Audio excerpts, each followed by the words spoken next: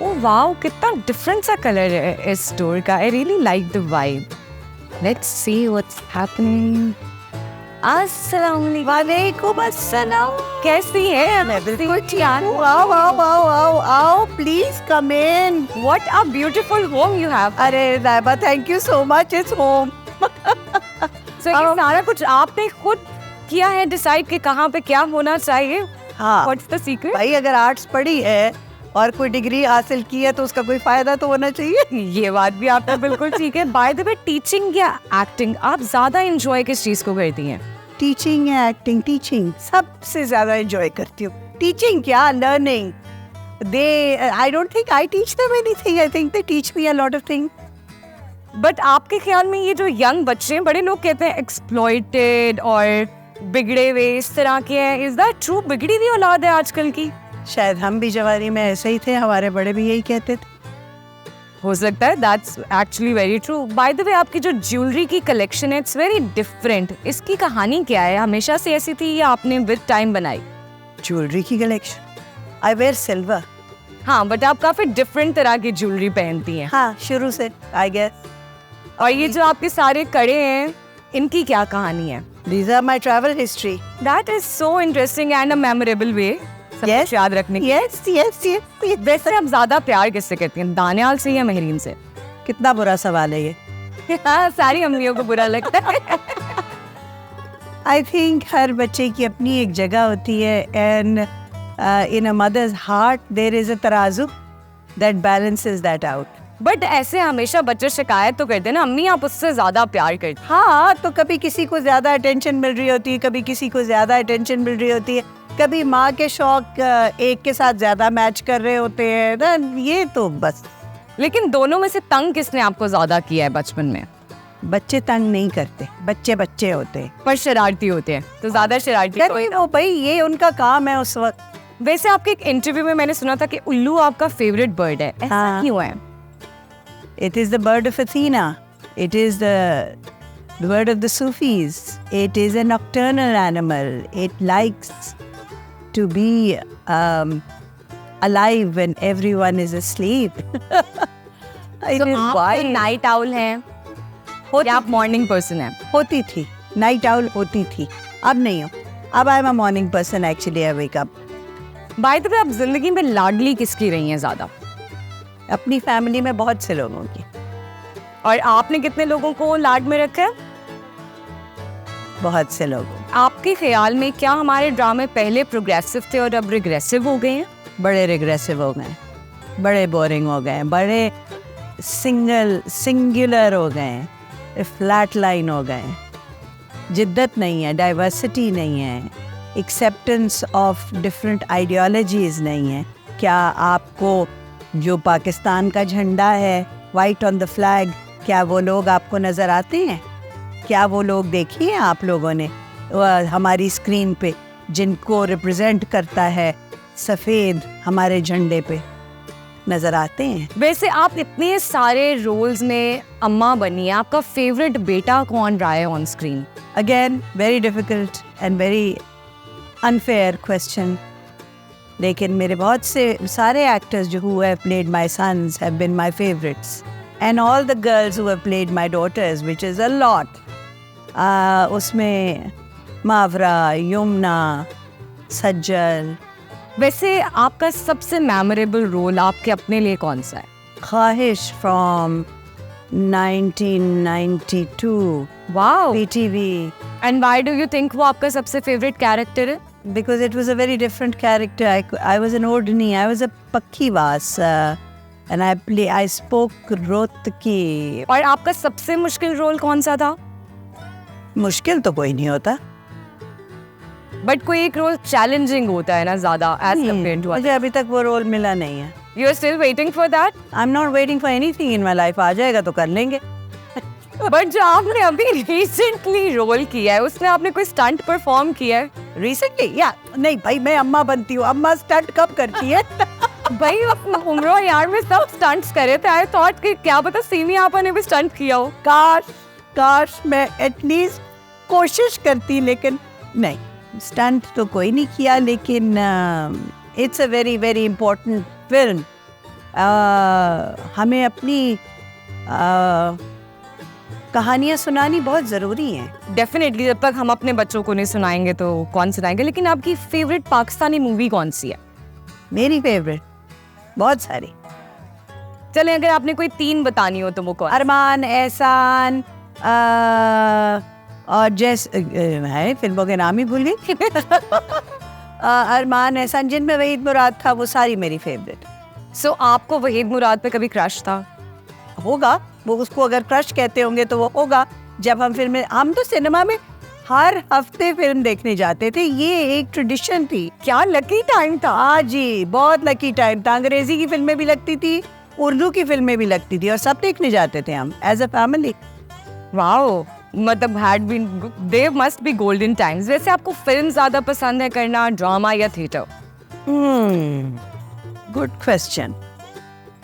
अरे की अपनी अपनी मोडालिटीज है। फिल्म करना, सिल्वर स्क्रीन पे अपने आप को देखना बहुत बड़ा ग्रैंड एक्सपीरियंस होता है, और ड्रामा करना आदत सी हो गई है कुछ, और थिएटर करना क्या मज़ा आता है। लेकिन असल थिएटर किया मैंने बहुत, लेकिन अब ज़रा कम ही होता है।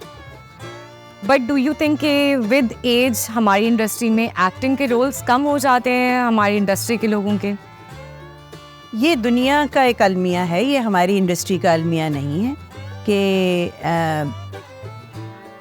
एजिंग एक्टर्स के रोल कम हो जाते हैं।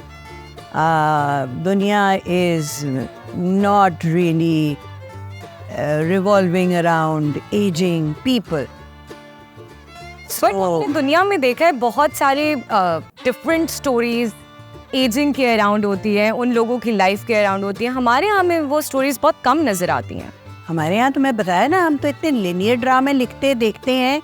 मैं तो खैर देखती नहीं हूँ, लेकिन लिनियर ड्रामे होते हैं तो वो तो किसी की कहानी नहीं सुना रहे होते, सवाए एक लड़का लड़की, 2 लड़कियाँ, एक लड़का एक लड़की, 2 लड़के, और सास बहू की लड़ाई। क्यों You is right. या आपके ख्याल में हमारी इंडस्ट्री में अभी तक गोरे रंग का जमाना है? हाँ, हम इतने कॉलोनाइज्ड लोग हैं। सारी इंडस्ट्री ने सफेद होने के इंजेक्शन लगा के अपने रंग बदल लिए। आप मुझसे सवाल पूछ रही हैं, हद हो गई। बट हम लोग इतने कॉलोनाइज्ड क्यों हैं? जब दुनिया बदल रही है, हम डिफरेंट कलर के लोगों को क्यों नहीं एक्सेप्ट कर पा रहे हैं कि वो अच्छे रोल्स कर रहे हैं? कॉलोनाइज क्यों हैं हम?